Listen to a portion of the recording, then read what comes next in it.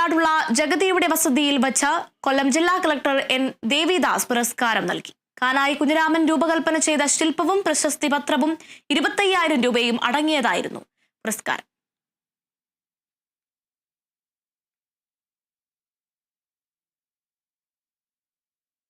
ദേശീയതലത്തിൽ വിദ്യാഭ്യാസ മേഖലയുടെ മികവ് പരിശോധിക്കാൻ നടത്തിയ അച്ചീവ്മെന്റ് സർവേയിൽ കേരളം 2ാം സ്ഥാനം നേടിയെന്ന് പൊതുവിദ്യാഭ്യാസ മന്ത്രി പി ശിവൻകുട്ടി. കൊല്ലം ചടയമംഗലം കോട്ടുക്കൽ ഗവൺമെന്റ് LPS സ്കൂളിലെ പുതിയ കെട്ടിടം ഉദ്ഘാടനം ചെയ്യുകയായിരുന്നു മന്ത്രി. കഴിഞ്ഞ 9 വർഷത്തിനിടെ 5,000 കോടി രൂപയുടെ നിർമ്മാണ പ്രവർത്തനങ്ങളാണ് പൊതുവിദ്യാഭ്യാസ മേഖലയിൽ നടത്തിയതെന്നും മന്ത്രി പറഞ്ഞു. 5,000 കോടി രൂപയുടെ നിർമ്മാണ പ്രവർത്തനങ്ങൾ അടിസ്ഥാന സൗകര്യ വികസന കാര്യത്തിൽ ഇന്ത്യയിൽ തന്നെ 1ാം സ്ഥാനത്താണ് കേരളം. കഴിഞ്ഞ അടുത്തകാലത്തായി നടന്ന അക്കാദമിയുടെ മികവിനെ സംബന്ധിച്ചിടത്തോളം വിലയിരുത്തൽ ഇന്ത്യയിൽ 2ാം സ്ഥാനത്തേക്ക് വരുന്നതിന് വേണ്ടി നമുക്ക് കഴിയും.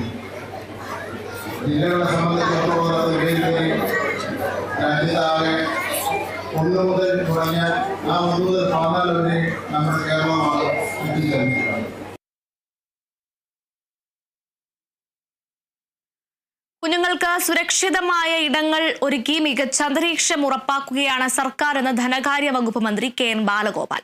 കരുനാഗപ്പള്ളിയിൽ അങ്കണവാടിയുടെ ഹൈടെക് കെട്ടിടം ഉദ്ഘാടനം ചെയ്യുകയായിരുന്നു അദ്ദേഹം.